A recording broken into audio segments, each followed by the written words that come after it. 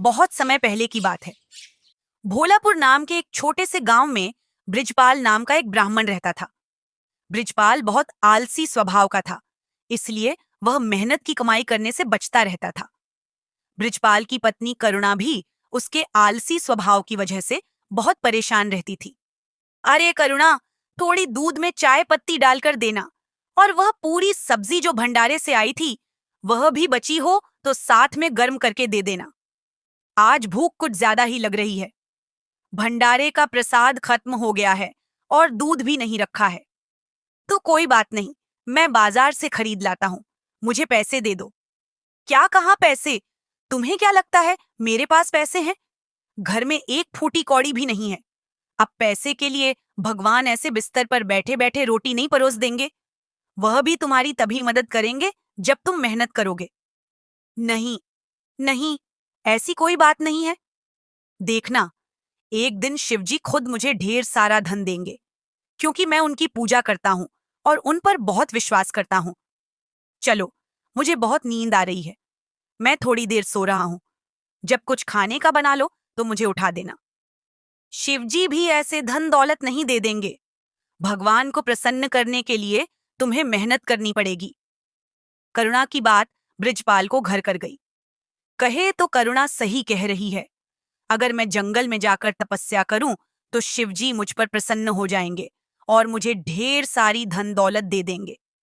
फिर तो मुझे कोई काम करने की जरूरत नहीं पड़ेगी।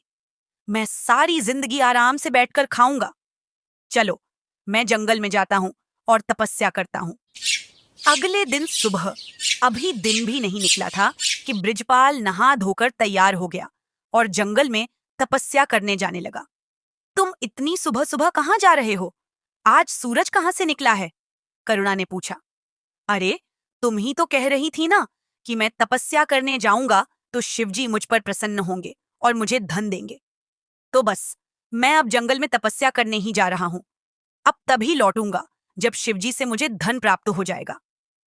ब्रिजपाल की बातें सुनकर करुणा थोड़ी सी चौंक गई और उसने सोचा कि चलो, इसी बहाने ब्रिजपाल सुबह सुबह उठकर नहा धो तो लिया, वरना दोपहर तक उसकी नींद नहीं पूरी होती थी। ब्रिजपाल ने दृढ़ निश्चय कर लिया था कि अब तो वह शिवजी को प्रसन्न करके ही रहेगा। वह जंगल में पहुंचा और एक वृक्ष के नीचे बैठकर भगवान शंकर की तपस्या शुरू कर दी। कई दिनों की तपस्या के बाद भगवान शंकर प्रकट हुए। ब्रिजपाल, मैं तुम्हारी तपस्या से प्रसन्न हूं। बोलो, तुम्हें मुझसे क्या वरदान चाहिए? प्रभु, मुझे धनवान बना दीजिए। इतना धनवान कि मुझे सारी जिंदगी कोई काम न करना पड़े। बस, मैं आराम से बैठकर खाता रहूं। शिवजी जानते थे कि ब्रिजपाल बहुत आलसी है, इसी कारण वह ऐसा वरदान मांग रहा है। इसलिए वह अपने भक्त को सही राह दिखाना चाहते थे।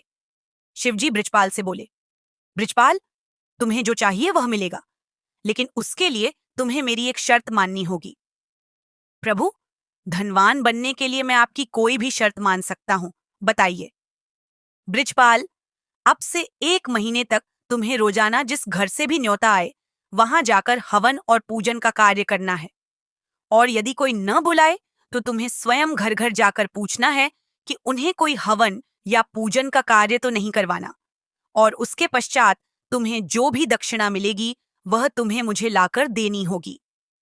ब्रिजपाल हवन और पूजन का कार्य करने का नाम सुनकर थोड़ा चुप तो हो गया, क्योंकि वह बिना मेहनत के ही धन चाहता था। थोड़ी देर सोचकर उसने शिवजी की वह शर्त स्वीकार कर ली और उसी दिन से ब्रिजपाल ने गांव-गांव घूमकर हवन पूजन करना प्रारंभ कर दिया। अब जिस घर में भी कोई मंगल कार्य होता तो ब्रिजपाल किसी भी कार्य को मना नहीं करता। वह फौरन वहां पहुंचता और सारे पूजा पाठ पूरे विधि विधान से करता। ब्रिजपाल तो इसी लालच में मेहनत कर रहा था कि उसे शिवजी इस कार्य के बदले धन देंगे, और लोगों को ब्रिजपाल का पूजा पाठ करवाने का कार्य बहुत पसंद आने लगा। धीरे धीरे ब्रिजपाल को हर कोई अपने घर या फिर मंदिर में पूजा पाठ के कार्य के लिए बुलाने लगा। वह पूरा दिन खूब काम करता। अब तो करुणा भी बहुत खुश थी, क्योंकि वह ब्रिजपाल को पूरा दिन मेहनत से काम करते देखती थी। पर करुणा यह नहीं जानती थी कि ब्रिजपाल यह सब शिवजी के कहने पर कर रहा है। भगवान शिव प्रकट होते और ब्रिजपाल उन्हें पैसे देकर लौटाता।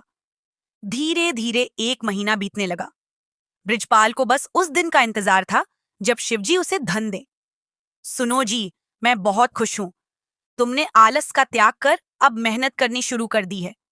मैं देखती हूँ तुम रोजाना सुबह जल्दी उठकर काम पर निकल जाते हो और शाम को थक हार कर लौटते हो। तुम अपने खान पान का भी ख्याल रखा करो, करुणा ने कहा। हाँ हाँ करुणा, मैं अपने खान पान का पूरा ख्याल रखता हूँ। जहाँ पूजा के लिए जाता हूँ वहां मेरी खूब सेवा होती है। तरह तरह के पकवान खाने को मिलते हैं और दक्षिणा अलग से मिलती है, बृजपाल ने कहा। पर दक्षिणा है कहाँ? तुम तो घर पर कोई पैसे नहीं लाते हो। इतने दिनों से तुमने मुझे कोई पैसे दिए ही नहीं। हाँ, तुम मेहनत कर रहे हो, यह देखकर मैं खुश हूं। पर घर चलाने के लिए पैसों की भी तो थोड़ी जरूरत होती है। मैं तो सोच रही थी तुम महीने बाद मुझे पैसे दोगे तो मैं घर में राशन डाल लूंगी। वैसे कोई जबरदस्ती नहीं है। तुम अपना काम आराम से करो। मुझे कुछ दिनों बाद पैसे दे देना और इकट्ठे देना। यह हुई ना समझदार बीवी वाली बात। बस एक दो दिन और रुक जाओ, फिर मैं तुम्हें ढेर सारे पैसे दूंगा। अच्छा, मैं जा रहा हूं। किसी के घर आज हवन का कार्यक्रम है, मुझे समय पर पहुंचना है।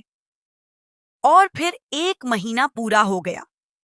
बृजपाल भगवान शिव के पास पहुंचा और उनसे धन मांगने लगा। प्रभु, मैंने आपके कहे अनुसार पूरा 1 महीना खूब हवन पूजन का कार्य किया है।